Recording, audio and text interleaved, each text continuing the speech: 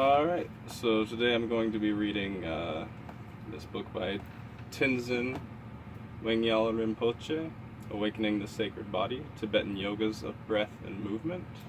I'm going to go through the preface and the introduction.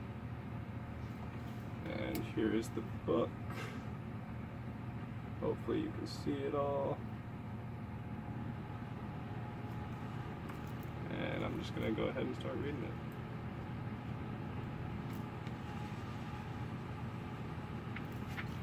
it.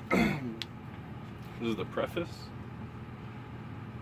The particular teachings we will explore together in this book have helped me to move forward in my life, to deepen loving relationships, to expand creativity, and to support me in contributing more fully to my students and my lineage with the indigenous Bon tradition of Tibet.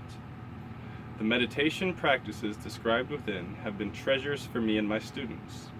They are simple, direct, powerful methods suitable for anyone who is willing to reflect upon his or her life and can support each of us to recognize and release familiar patterns that no longer serve while embracing the fresh and spontaneous possibilities available in each and every moment. It is very important from time to time for each of us as individuals to reflect upon and take stock of where we stand in terms of our personal development, our commitments to our relationships and to our society, and our spiritual aspirations. When we are willing to look directly and honestly at where we actually find ourselves in life, the very limitations that we identify become the doorways to greater potential. In society today, we elevate the status of our conceptual mind and seek change through our intellect. But how we experience the mind itself is a product of wind, or lung. The U is pronounced like the U in the word look, and it's spelled L-U-N-G, like lung. In other Eastern cultures, lung is referred to as prana, ki, or ki. The mind's capacity for either subtlety and clarity or confusion and turbulence is all dependent upon lung. In the wisdom traditions of India and Tibet, there is a vast knowledge about lung that has not fully taken root in the West. How can we have access to this wind? It is not through the conceptual mind, but through our direct, non-conceptual awareness. We access the wind by connecting directly with our body, our speech, and our mind, known as the three doors in both Bon and Buddhism. I am particularly interested in how our relation to the internal winds can improve health of mind and body and bring change in one's own life and in society, ultimately liberating the suffering of cyclic existence, or samsara, altogether. Emptying samsara may be the larger goal, but emptying your anger toward your partner has immediate relevance. It is important that we work with our conditions as we experience them now. And in this work, wind plays a very important role in transforming suffering. I am confident that by deepening your understanding of wind, you will greatly enhance your ability to make important changes in your life. I was educated in India as a monk in the Bon tradition from the ages of 10 to 25. I have great love and appreciation for my teachers and respect for my training, which was rigorous and unceasing. I have continued reflecting upon these teachings and bringing them into the life I now live as a husband, father, and teacher. In the past, I used to carry my books with me and read from them constantly. I have stopped doing that. It is not that I don't read at all anymore, but now I focus on bringing alive the teachings I have received and studied. This is what is challenging for me, to apply these teachings in all situations of life. This is the place where my life has energy, and this is the place from which I am inspired to write this book. Life gives us so much opportunity to work spiritually, and I feel very thankful for the difficult situations I have encountered in my life, because when I face something that is difficult and bring it to my practice, I can see real change. Each time I teach on these topics, it is very lively for me. I am teaching them not as an expert, but as one who is on the path. I feel that what I know is small, but the possibility to realize is vast. There is much of value in these ancient teachings, and as we learn to apply them, the creative possibilities of life present themselves ceaselessly. I sometimes fear there is a danger of losing this precious knowledge that has come from a tradition of deep reflection and heartfelt commitment from teacher to student through thousands of years. I can already see how much has been lost from my teacher's generation to my generation. I can also see the possibility of what might get lost in the next generation, and so this motivates me to bring this knowledge forward. It is my hope that this book will guide and support you to explore and deepen your journey of reflection and transformation. Read it and engage in the practices with my blessings. May these teachings enrich your life and support you to clear what obscures you and to recognize your unique gifts so that you may bring them into this world for the benefit of others. Tenzin Wangyal Rinpoche, May 2010. And that is the preface. On to the introduction.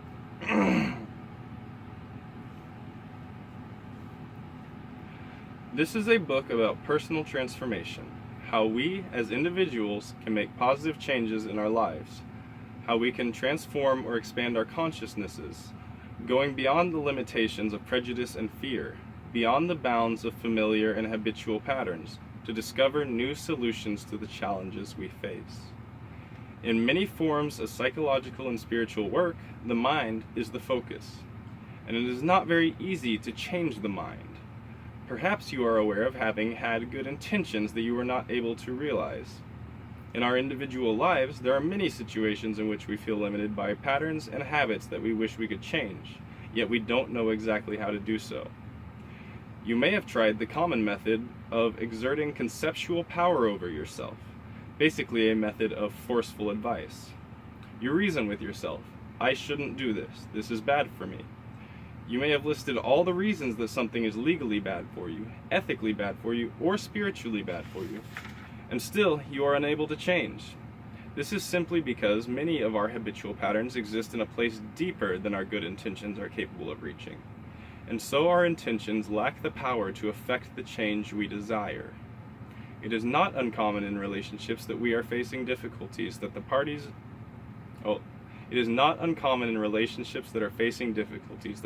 involved declare positive intentions to each other. Let's not fight. We'll have a nice dinner together, and from this evening on, we'll make a clear intention to not get to this point again.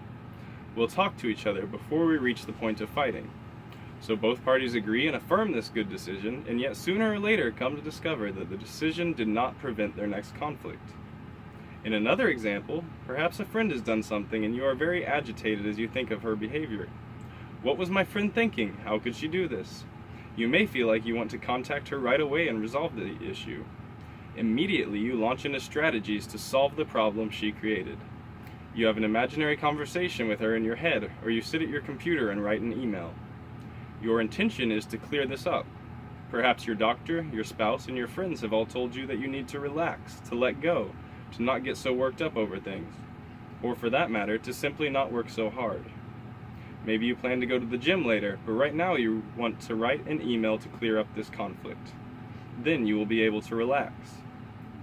We often posit a later after we finish certain tasks, when conditions will be better and we will be able to relax.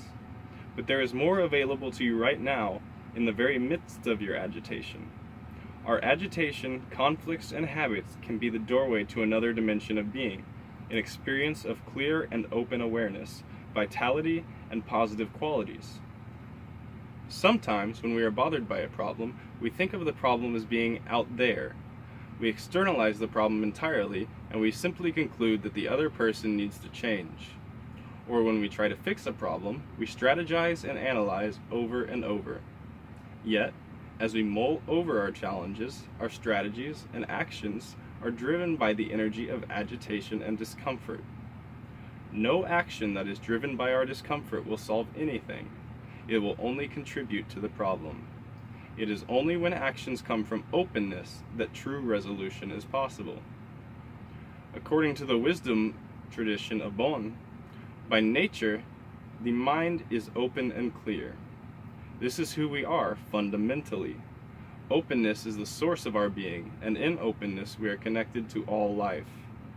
What obscures us from recognizing this source is similar to the way clouds obscure the sun. The sun is always shining, but from our vantage point, namely our identification with our problems, we don't recognize the radiance. We are simply more familiar with identifying and dwelling on problems, and we're used to solving them with our conceptual mind. But it is through non-conceptual awareness that we are able to directly experience the mind's openness. The purpose of this book is to support you in becoming more familiar with the power of non-conceptual awareness, so that you can recognize the source within you and the positive qualities that flow from it. How do we go from a sense of being stuck in our problems to accessing the open state of mind that is the source of positive qualities?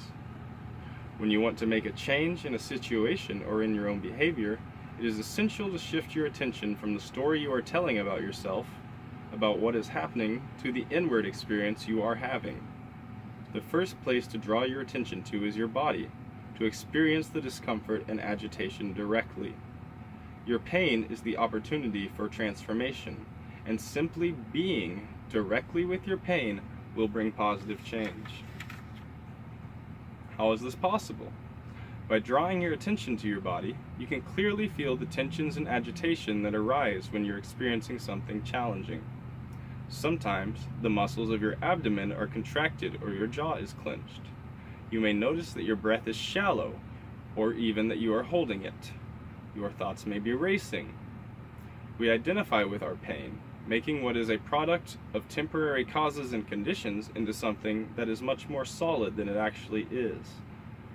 While not who you fundamentally are, identifying with your story and your reaction to it becomes a habit.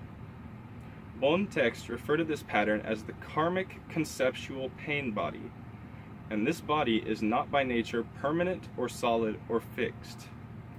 Yet this limited experience of ourselves becomes an identity, a place of familiarity where we get stuck and spend far too much time of our lives. The structure of the karmic conceptual pain body is supported by what is referred to as wind or lung in the Bon tradition.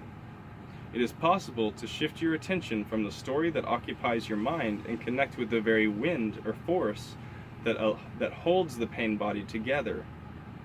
Our moving mind actively produces all manner of stories and logic.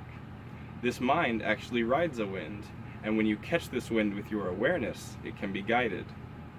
By connecting to the wind, it is possible to cause the dissolution of the structure of the pain body. Catching the underlying wind is like catching a horse that you can now ride in a positive direction. Through focusing the mind and exercising the body and breath in specific ways, we can actually release the habitual patterns of the conceptual mind and, as a result, directly discover being.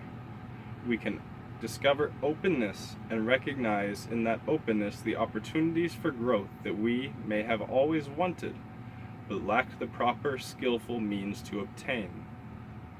In the yogic traditions of Bon, there are many methods of working with the internal winds to transform our afflicting emotions, such as anger, attachment, and ignorance, into positive qualities, and transform our confusion into wisdom. By connecting with the internal wind, we catch the horse of the problematic mind and guide it in a positive direction. The wild horse of our internal winds can be tamed. Usually, when we have thoughts, we are aware of their content, what they are referring to. Thoughts are about things. We create stories with words and images, and react to these stories with feelings and sensations. Or we experience sensations and feelings, and create stories to explain them or worry about them. But if instead of getting caught up in the logic of the stories, you can simply become aware that you are thinking, it is possible to shift the focus from the content and to discover the wind, the momentum or force behind thinking. Once you discover and connect with this wind, you can apply skillful methods to clear it and connect with the open space of the natural mind. And having connected with openness, many more possibilities are available to you.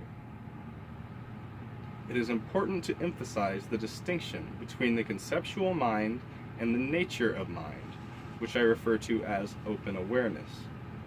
We do not need to think in order to be aware, and awareness is not thinking. Sometimes people from Western culture identify awareness or intelligence with thinking. This is not what I mean by the words awareness and openness. Open awareness means recognizing the fundamental, ever-present natural mind, which is clear and open like a light-filled sky. This state is natural to each of us, and the path of meditation leads us to recognize, trust, and become increasingly familiar with it. We may start out spinning in the dilemma of a problem, mostly involved with what is out there and the story we create about it. But we can then bring our attention directly to our breath and our body sensations and begin to sense the energy behind the story. The energy behind the story actually has a structure, an energetic structure that you can become aware of. This energetic structure, or wind, is what we are referring to as the horse. This is the horse that you can catch and guide. We use the ordinary or gross physical breath as a vehicle to We use the ordinary or gross physical breath as a vehicle to guide the attention to release its fascination with content and to connect directly with the structure of our obscuring thoughts, feelings, and sensations. In the exercises in this book, again and again, we will practice shifting our focus from a sense of problematic situation or relationship, or challenge, to connecting with the underlying energetic structure of that challenge. As we work with holding and then releasing our breath through various movements and with specific focal points, we can release the energetic structure of our confusion as we breathe out. We will learn to guide our breath through a subtle architecture in the body consisting of channels and chakras. Guiding and releasing the breath in this way, we are supported to glimpse the clear and open space of mind. As we have noted, it is this clear and open space that is the actual nature of mind. This is the source of all positive qualities in life. Recognizing and becoming familiar with this source is the purpose of meditation practice. As we recognize and become increasingly familiar with the nature of mind, this enables us to experience a more joyful and beneficial existence. It is simply because we do not recognize and trust our natural openness as the powerful source that it is, and therefore do not live and act from this place, that our good intentions lack the necessary power to overcome our negative habits, and we fail to actualize our potential in life. All the meditation practices in this book guide you to catch the horse of your habitual patterns, to harness this internal wind by bringing non-conceptual attention to your breath, and to use this attention and breath to move the internal wind so that you can recognize your natural mind. The nature of mind is unmoving and clear. It is unchanging. It is also the unceasing source of all happiness and positive qualities. In the meditation exercises introduced in this book, we are moving the clouds that obscure the sky of the natural mind with the wind of our breath, uncovering a more subtle awareness that recognizes the nature of mind, the source of being. We all have this source within us. It is simply obscured by our thoughts and afflicting emotions. So it is only by habit that we do not recognize the source within us. We are distracted. While it seems that all humans seek peace and happiness, we constantly look outside of ourselves for this fulfillment, trying to secure our peace and happiness in conditions that cannot, by their very nature, be relied upon and that will inevitably change. This change causes further insecurity and dissatisfaction. We go after what changes and fail to recognize the deep and abiding inner space of being that never changes. The wisdom teachings of Bon work with 3 opportunities or doors to liberation from suffering: body, speech, and mind. In this book, we will focus upon the door of the body. In order to attain liberation through the door of the body, we must focus on releasing the winds that support the karmic conceptual pain body and connect with the subtle internal winds of the changeless essence body, the subtle winds that support the recognition of the natural mind. As we explore working with the internal winds, it is my sincere hope that you will find much medicine for your life.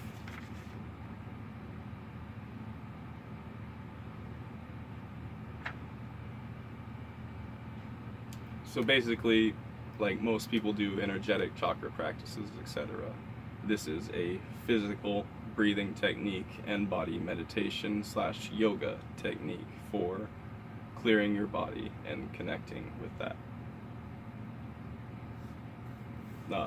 Using your body as a door to liberation, as he said. Thank you.